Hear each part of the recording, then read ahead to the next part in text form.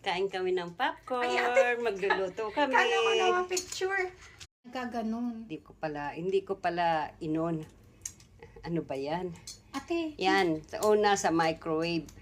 Ay, sa oven. Tapos sa air fryer, hindi pa rin tumunog. Yan na, sa kawali na. Medyo tumutunog-tunog ng konti. Feeling ko ate pwede siyang takpan. Kasi yung init niya, at least hindi siya na ano. Pwede man takpan. Feeling ko. Ayun na, may takip dito. Malaki. Malaki yung takip eh. Walang maliit. Bilisan mo na kung matunog ka na. Matunog. Tinakpan na namin. Feeling ko okay na yan. Ayan, may tumutunog na. Diba sabi ko sa'yo, di kailangan siya takpan. Kasi, Mag-i-11 na, hindi pa rin luto yung ano namin. 1 oras na kami luto ng popcorn. yung matutulog ka na.